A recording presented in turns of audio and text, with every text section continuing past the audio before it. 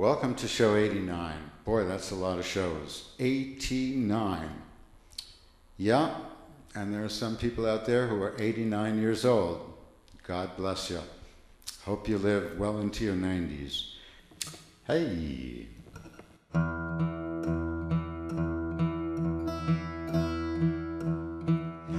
got to New York this morning about 9:30.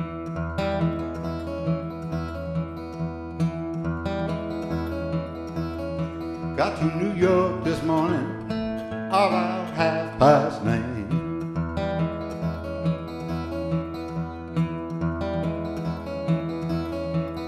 When I left Avalon, I couldn't keep from crying.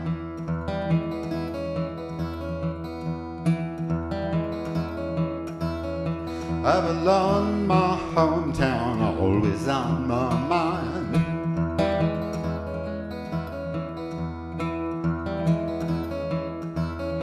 Avalon, my hometown, always on my mind.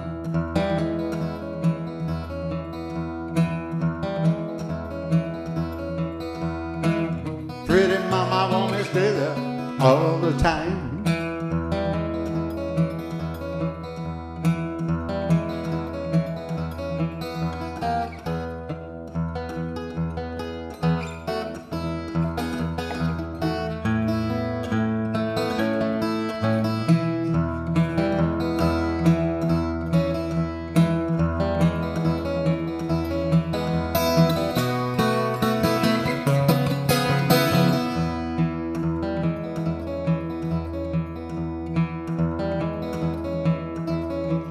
Avalon is a small town, got no great big range.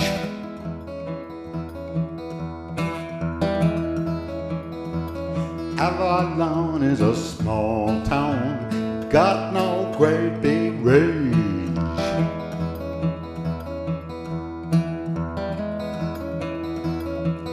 Those Avalon women, they sure can spend your change.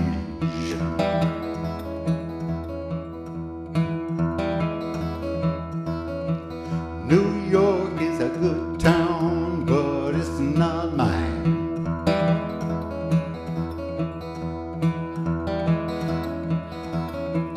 New York, a good town, but not for mine.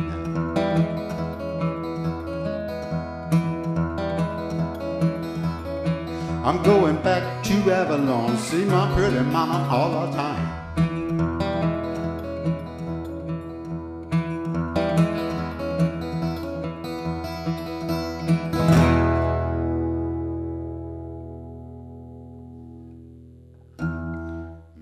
Mississippi, John Hurt. And yes, he came from Avalon. And they found him in Avalon in the 60s. Great story. They were looking in Avalon in another state, and then they discovered the Avalon that he actually lived in. And they went there and they asked a guy in the store, "Do you know Mississippi John Hurt?" And the guy pointed behind them to someone passing on the sidewalk. He said, "There he goes now."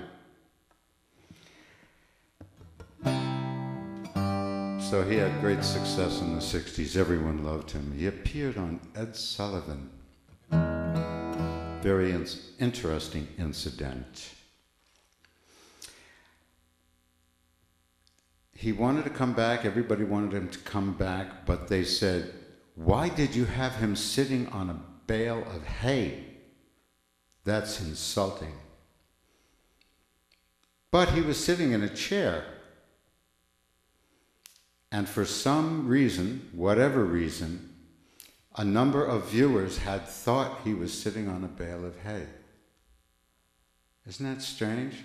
And because of that mass delusion, he could never be invited back on Ed Sullivan.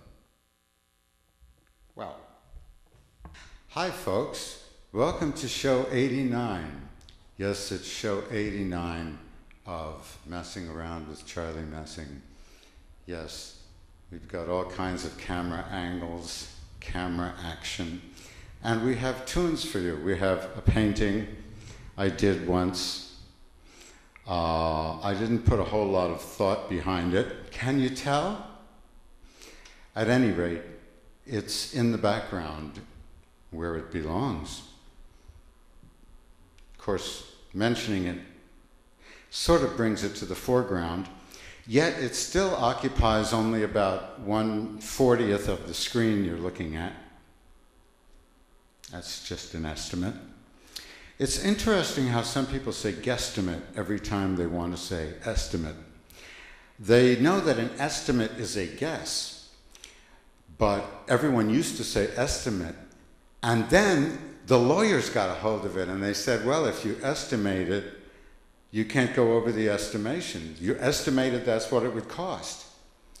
So all of a sudden it was a word with barbs, a word with thorns, with little prickers. Anyway, the lawyers, I guess, had something to do with it. And so now they started saying guesstimate. It's just a guesstimate. And I find people saying guesstimate all the time. I also find them saying literally all the time. I don't go for that. I don't go for it. If they said it, they said it. They don't have to really say it. They don't have to say it literally. And as my brother pointed out, sometimes it's used in the exact context which signifies figuratively. I saw a review of a show where he said, the crowd literally went crazy. Okay. I'll be glancing down at my guitar. I'm not one of those guys who has a music stand in front of him. I don't like music stands. I like memory. But since I am pressured to do new songs each show, I sometimes do songs that I'm not quite sure of the lyrics, the order, whatever. So this is one. Used to play this with the Cool Jerks.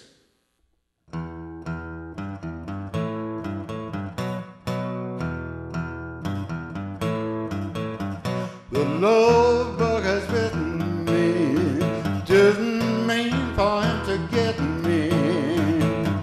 Get up in the morning and I'm filled with desire. No, I can't stop the fire. Love is a real live wire, but it's a burning sensation for beyond imagination. Love is like an itching in my heart, tear me all apart like an itching in my heart. Baby, I can't stretch it.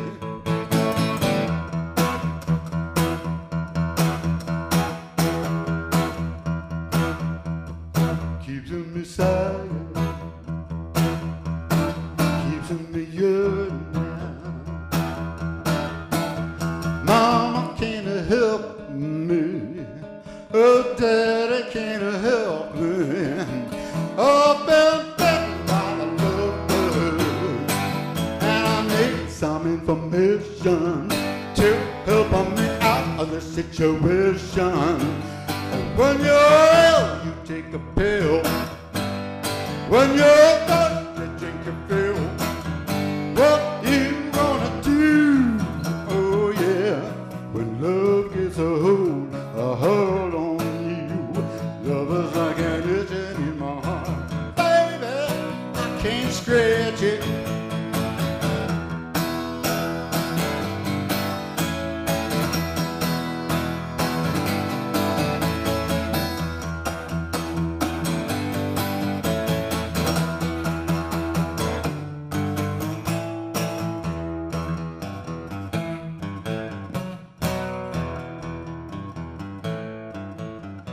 It's a nagging irritation, causing my heart palpitation.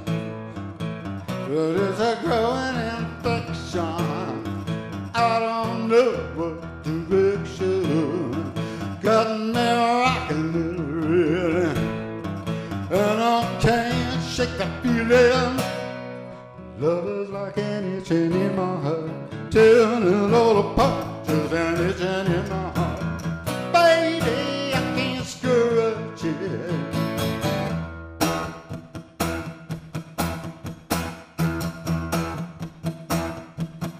Keeps me sighing, keeps me yearning, keeps me tossing, keeps me turning, keeps me yearning. I've been bitten by the Lord.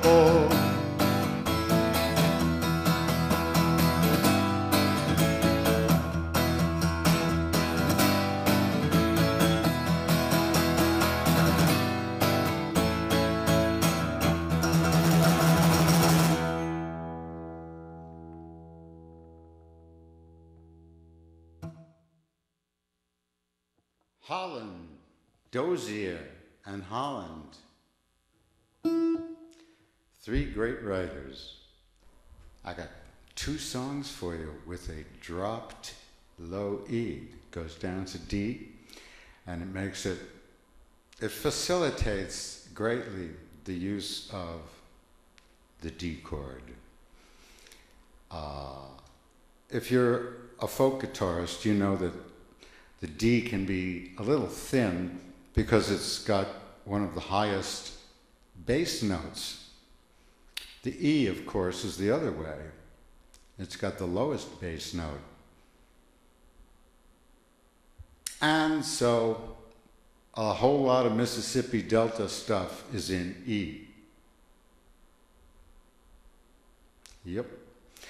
But if you don't have the right voice, then you wind up being another guitar player trying to sing. You know, guitar players have a habit, when they're young, of getting a good guitar riff together and then trying to sing along with it in whatever key it is. Oh boy. You should put it in the key your voice is best suited for, and figure out a guitar part in that key. You could stick a capo on it. Many do.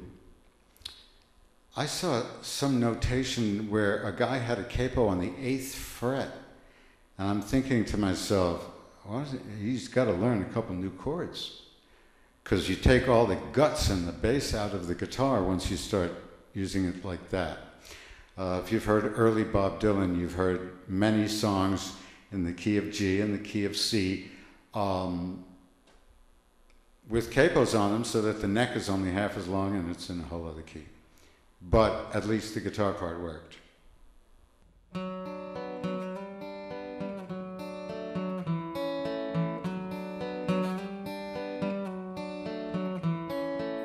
I wanna live all alone in the desert.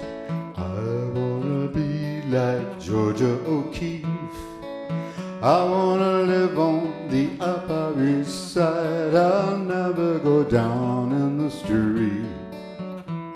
Splendid isolation. I don't need no one.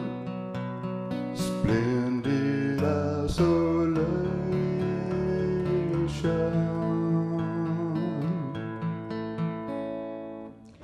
Michael Jackson in Disneyland. Don't have to share it with nobody else. Lock the gates, Goofy, take my hand. Lead me through the world of self. Splendid isolation. I don't need no one. Splendid isolation.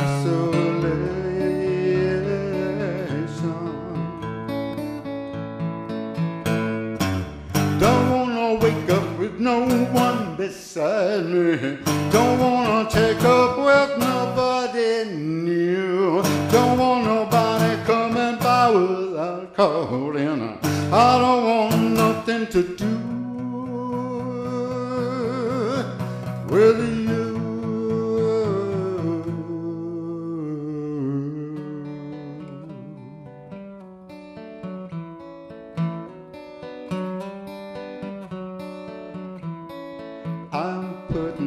foil up on my windows.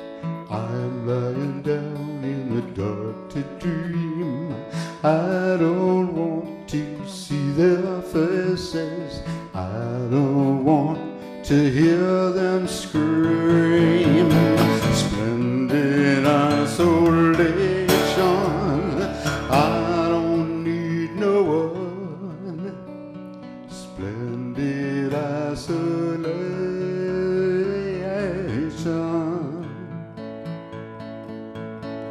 Splendid isolation. I don't need no one. Splendid isolation.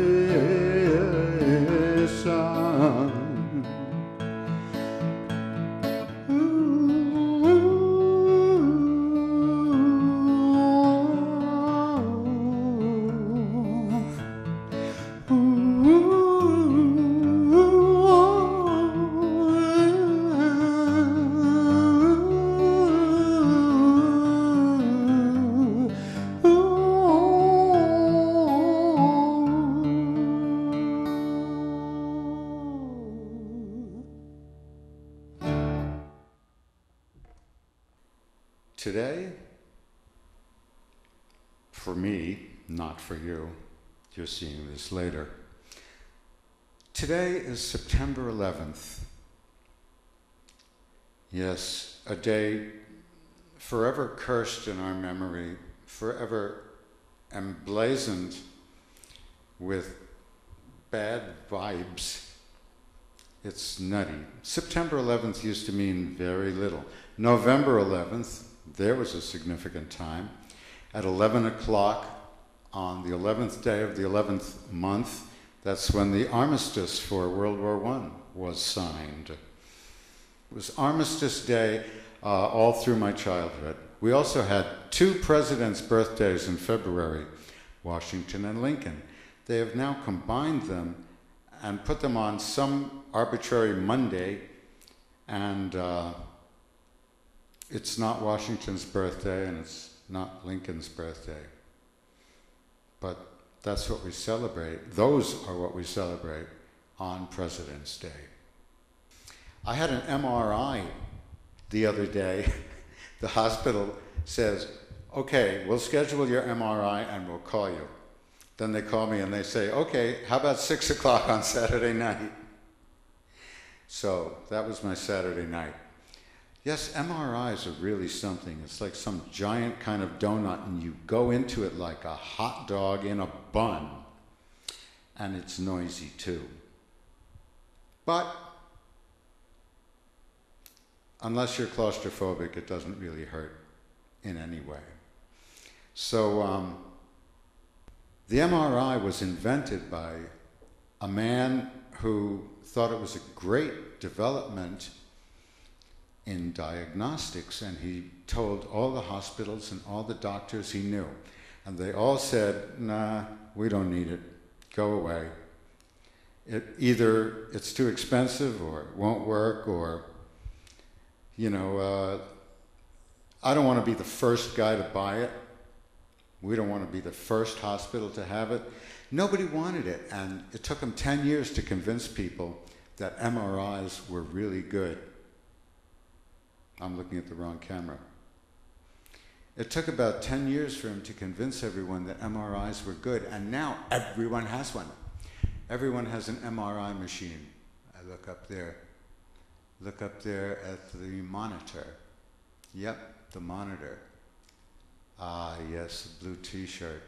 In the other room is the shirt I was wearing, playing all the songs. Thank you so much for sitting there through show 89.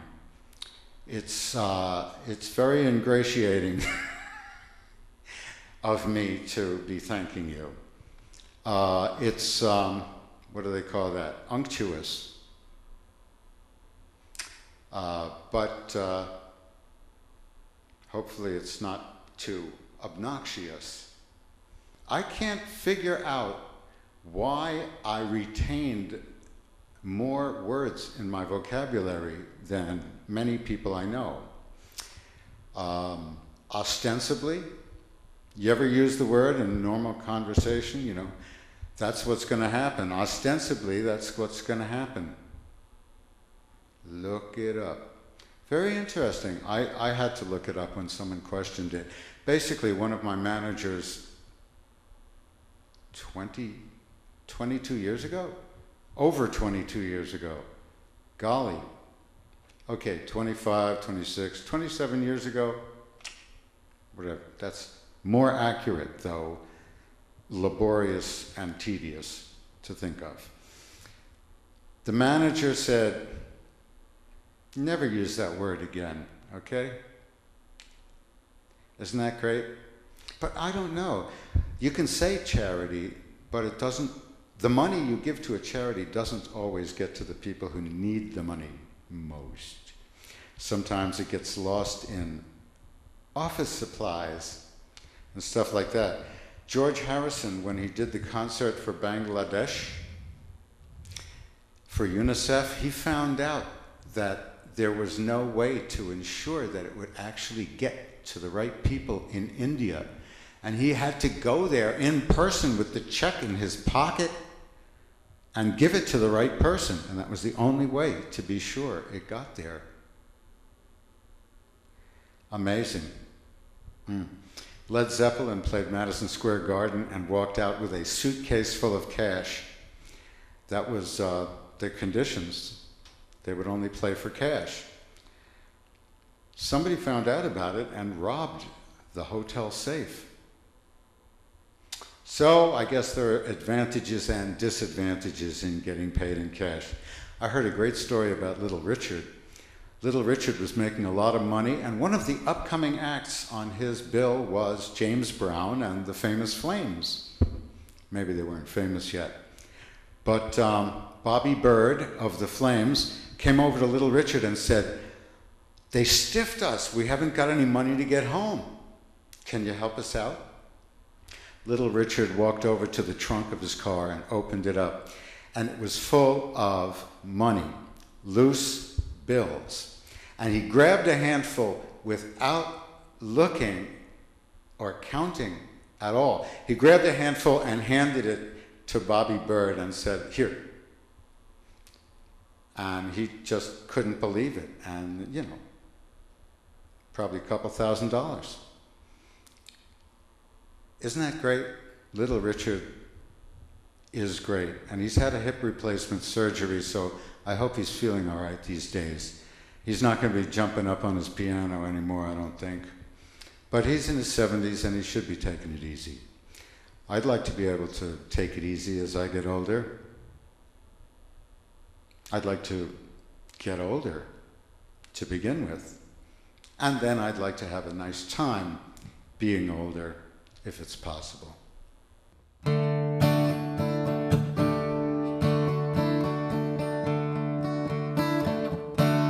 The reason why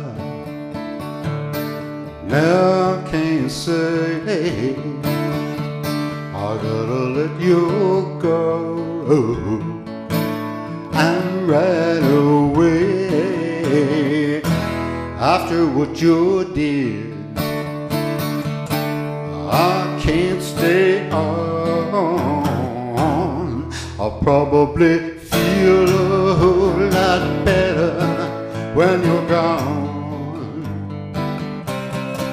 When you're gone.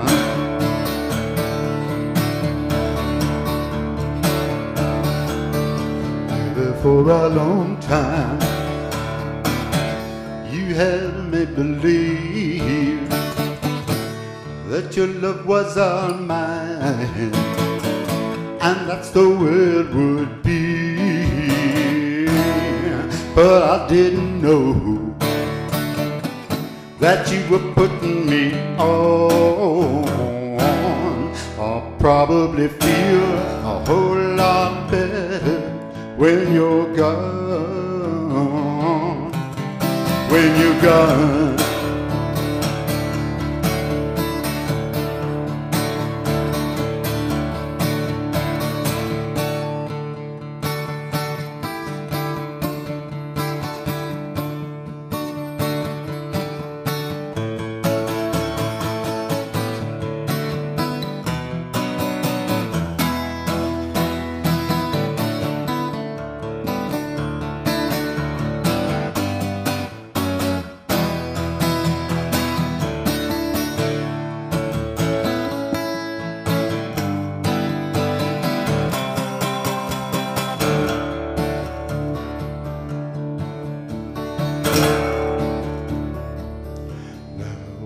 to say that is not like before. I'm not gonna play your games anymore. After what you did, I can't stay on, and I'll feel a whole lot better when you're gone. When you're gone.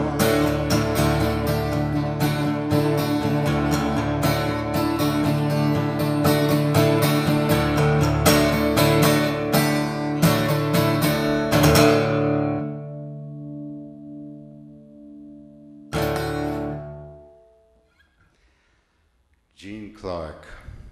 Yeah, as a friend of mine said, when they lost Gene Clark, they lost the best thing they had. Gene Clark was great. And he has a number of solo albums. I believe he had at least 4. Gene Clark was great. And, well, he's gone now, R.I.P. But I don't feel a whole lot better now that he's gone. Well, I guess we're coming to the end of show 89. I'll just step on this wire to illustrate my point. And pretty soon the tape is going to run out.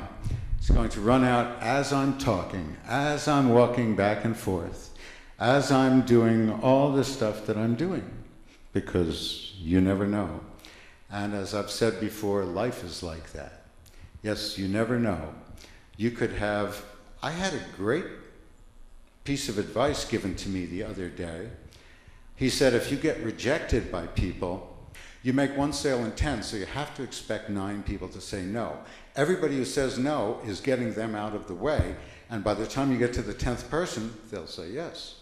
Well, Mark Twain, he went to 20 publishers with Huckleberry Finn and they wouldn't publish it. He had to publish it himself. Or was that Tom Sawyer?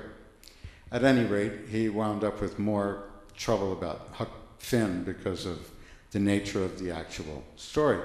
But, yep, a lot of people have had to get started in the face of adversity. It's bumpier than it used to be, and it's wrinklier. Well, that's not a word. I may have a vocabulary, but that's not a word.